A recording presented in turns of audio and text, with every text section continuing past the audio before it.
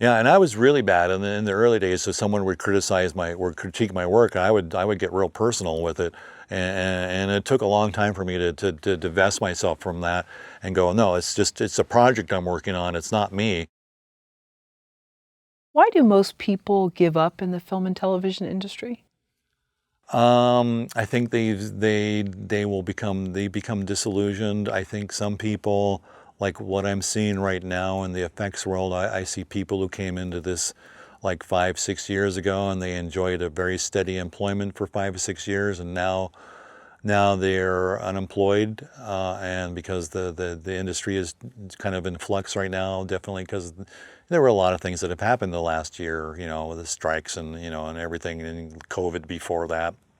And I feel that some people they just feel like some of them feel like it's not going to rebound back, and they feel like that they get tired of having to hustle for a job. Like it's like you work for a couple of months and now you got to go get another job.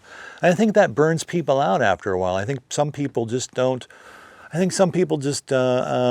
I think some people want a job and they just want that job to be permanent for the rest of their life, and that's definitely not in the movie business. Everything is.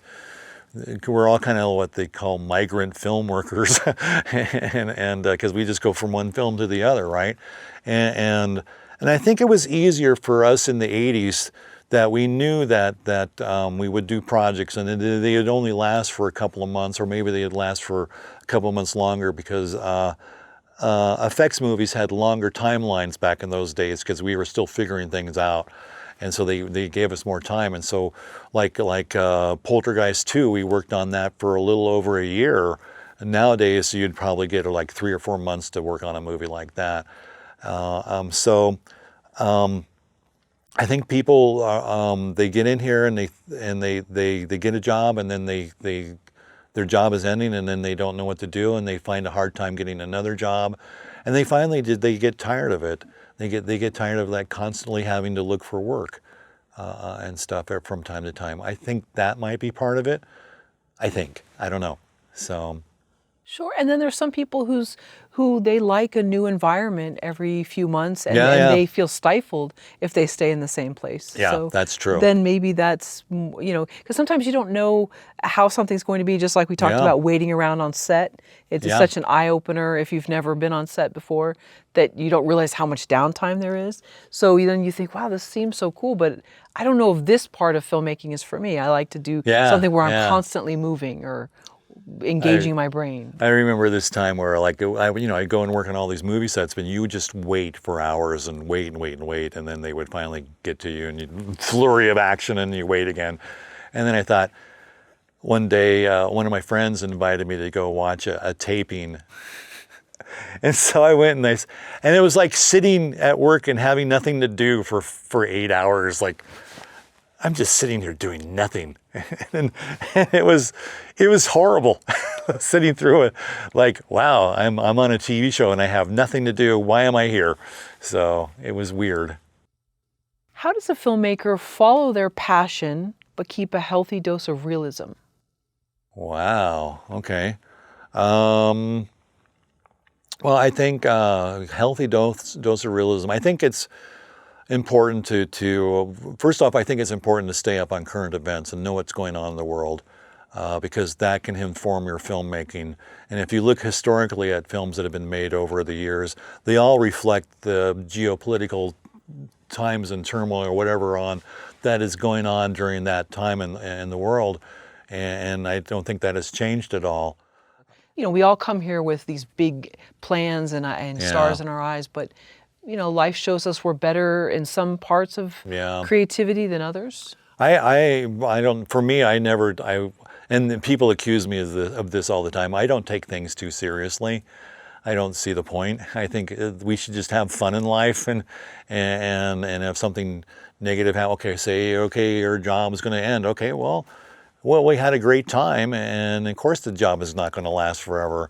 And so then the excitement goes for the chase for the next job, I guess. But to me, it's just, make sure you have fun while you're doing it, I guess. And I So, love that. What if it's someone's critiqued their work and maybe they're not in a place to be critiquing, but this will happen Yeah. in any creative, peers will say something. How do we keep it light in that situation? In terms of the critique or accepting the critique? Accepting the critique and maybe listening or not listening Yeah. to it. I would listen to all the critiques, but I would take it, the critiques, and then I would weigh them against my own values and see if does that critique ring true to me. And if it does ring true, and if it's a negative critique, then I will probably go out and ask some other people, hey, what do you think of this? And what do you think? And maybe and get a little bit of a sounding about it. I think that constructive criticism is good, and negative criticism is obviously not good. But, and of course, that's kind of a goofy statement. But it's like I don't see where we're dragging someone, like by pointing out what's wrong with their work and saying this is horrible and this sucks and that sucks and you could be better. Instead of doing that, your approach should be like, I like what you're doing, but hey, what if we went in this direction with this? And what if maybe we could plus this? And what do you think about this? And just, and not, you don't do things in terms of like a I versus them way. It's more of, it's like a, hey, let's work on this together, and how can we collaborate together and get something better than what we're doing individually. And hopefully that works out.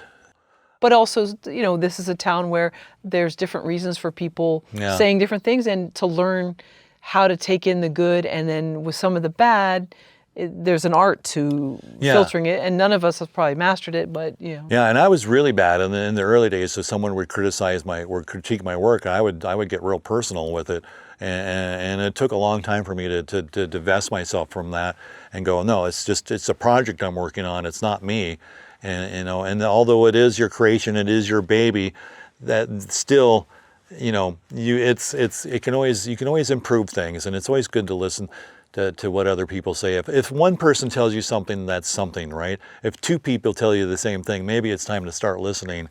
If they're telling you the same thing. But sometimes it can hit you in the face. Like one time I made this short film just because I wanted to do this cool effect. So I wrote a really bad story around this short film. And then I showed it to my friends at Disney, and the first reaction was, why did you make this story?